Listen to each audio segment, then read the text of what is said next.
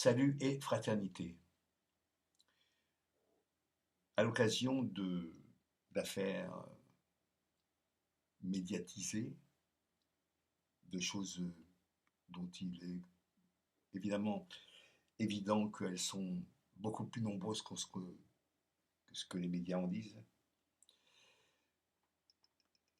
je voudrais dire que chaque fois que une actrice ou une personne pas forcément connue, mais fait état des abus, des viols, des violences dont elle a été victime en tant que femme, dans les commentaires qui sont sur le net, le premier commentaire crétin, parfois ignoble, mais en tout cas qui démontre une méconnaissance et un mépris. C'est celui d'un homme. J'ai le regret de le constater parce que mes congénères, j'ai honte parfois. J'ai honte pour mes congénères masculins, parfois, souvent, à cause de leur médiocrité crasse. Alors, je vais lire un texte euh, qui est tiré d'un livre que j'ai écrit, que nous avons écrit à deux, mais voilà, et dont l'autrice dont l'autrice est une femme en grande partie. En tout cas, le bouquin n'aurait pas eu lieu s'il n'y avait pas cette partie-là que je vais lire. Voilà. L'enfance volée, violée, voilée. Souvenir enfoui, caché, enterré, douloureux. Je ne me souviens plus de jeux de petites filles. Je ne me souviens plus de poupées, de marelles, de balançoires. Nous avions 10 ans d'écart.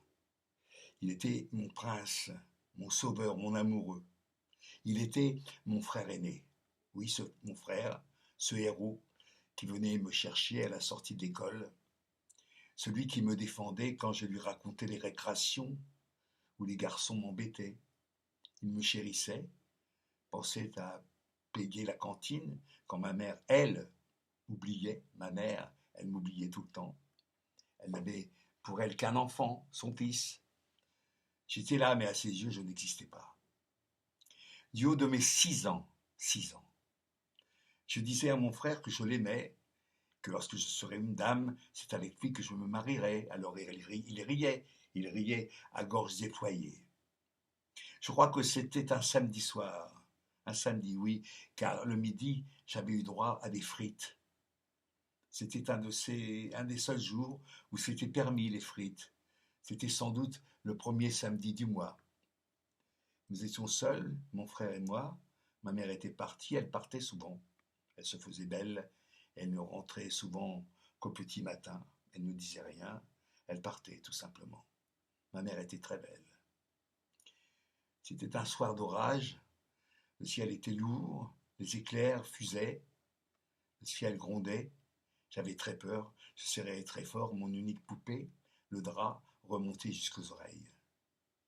La porte de la chambre s'ouvrit enfin. Il était là, souriant. Ça va, ma princesse? J'ai eu peur, tu sais. Le ciel est drôlement en colère. N'aie pas peur, je suis là. Ne ferme pas la porte, s'il te plaît.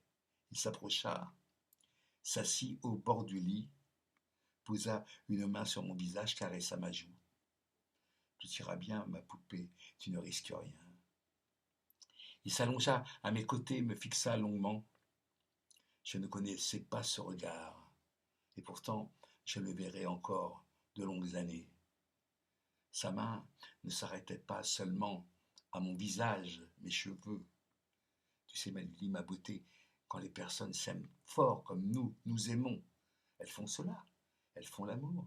C'est ainsi quand on est marié. Dis, tu ne veux pas tu veux toujours te marier avec moi quand tu seras grande? Oui, bien sûr. Je le laissais faire. S'il le disait, c'était forcément vrai. C'est que cela se passait ainsi. Il était presque adulte, lui. Il savait, il devait savoir. Ses mains se faisaient pressantes sur mon petit corps et il me caressait partout. Il m'embrassait sur la bouche. Je vais te montrer comment on fait les bébés. Il respirait vite. Il me disait d'écarter les cuisses. Je ne pouvais pas. J'étais tétanisé.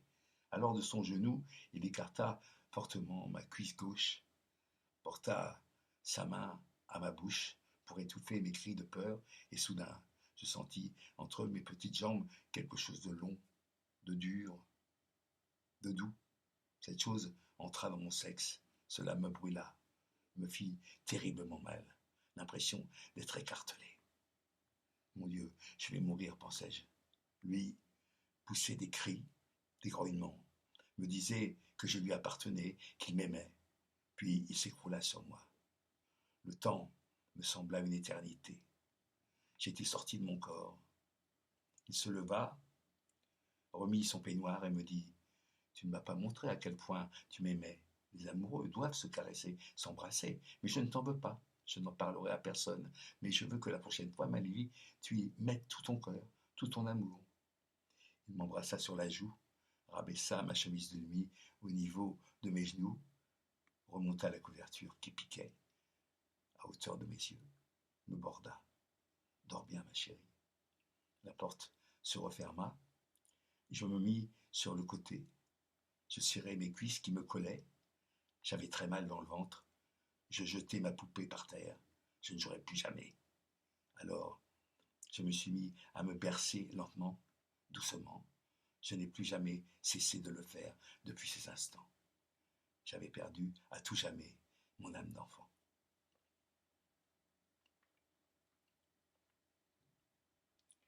Voilà. Alors, j'espère que ça fera réfléchir quelques-uns. Et puis, je pourrais ajouter une chose.